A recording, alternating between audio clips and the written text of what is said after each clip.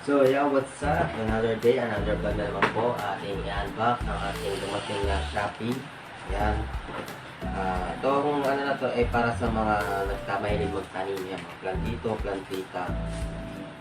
Then ito ay, ano to? Yung gusto magtanim sa bahay. Ito po. Bagay po sa inyo to. Yan. Buksan muna natin ang ating Shopee na dumating kagabi. Kailangan natin yung open ito. Ayan. Para ma-check natin kung yung information sa dumating.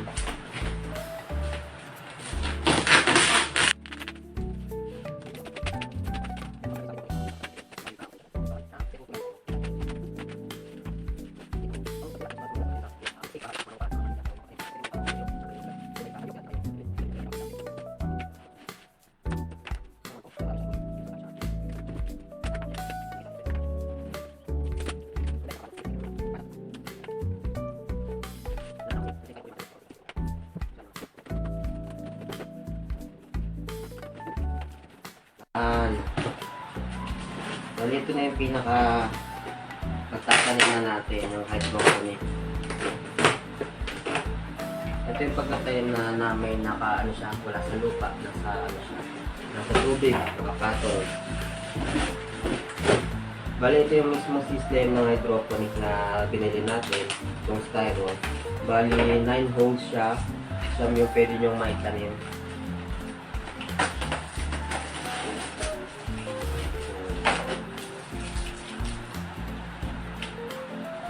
Ba to? Automatic pa. Ayan. Ayan.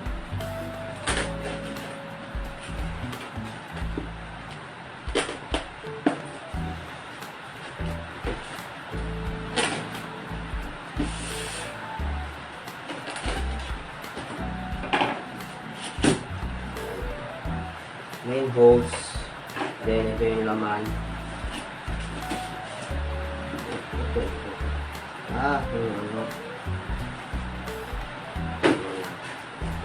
Ito, 1 kilo ng pure vermicast. Yan, pataba sa lupa ito. Mag-aloy na lang siguro natin. Tsaka 1 kilo din na coco peat. Ito yung ating magiging medium sa pagtatanim natin. Yan. Then, ito, seedling tray. Maganda, meron na siya seedling tray. Para pag nag-transplant ka. Yan, direkta. Then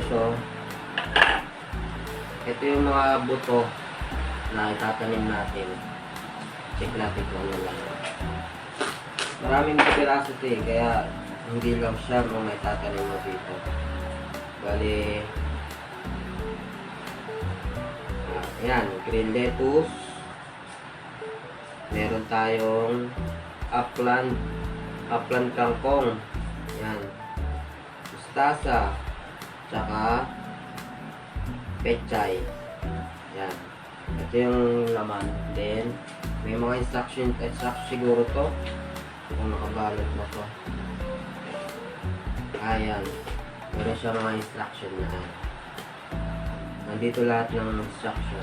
Kung mga bago pa lang sa pagtatim ng hydroponic. Yan. Sa mga gustong matuto. Then, yung fertilizer niya. Alam ko ang fertilizer baka ano to. May guide din naman siya paano lagyan. Siguro lang din ano lalagyan mo siya. Ito yung kanyang solution na lalagay natin sa tubig. Ito lang siguro yung may mga ano naman dyan. Guide. Then ito yung pinaka ano natin. Magiging pasok ng ating hydroponic system. So,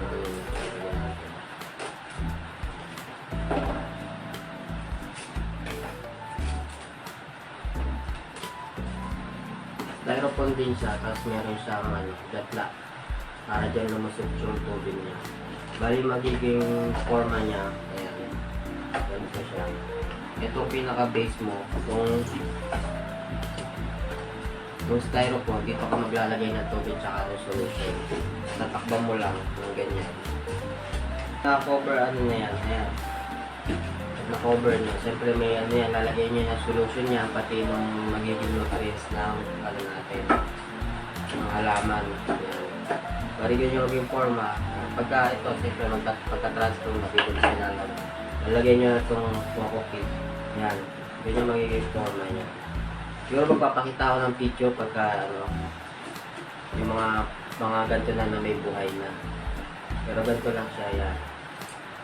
Marami na kayo may tatanim dito. Kaya ito, siyempre, meron kang ano, hydroponic. Siguro kung may mga pasuka, gamitin mo na lang yung lupa para makapagtanim ka pa ulit ng iba pang halaman. Ito, marami naman itong butong kasama. Kaya sa sulit na yun sa binayad na dito sa hydroponic system. Yan, sa mga gusto kong subukan, maging hobby nyo din po. Yan, maganda siya. Sa mga mahilig magtanim. Makapagtanim kayo ng lettuce, yan, pagka ano, pwede nyo din siyang gawing hanap buhay. Kahit ito, maraming meron itong mga ganito, pwede kayong bumili pa ulit sa palengke. Tapos gayahin nyo lang itong system na to para mas marami kayong maitanim. Sa mga maliliit na space, yan, maganda itong ganitong style lang. Subukan nyo din, napakaganda. Magandang libangan siya. Yun lamang po.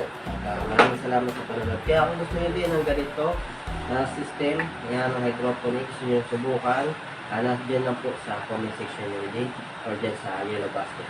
Click lang po. Salamat!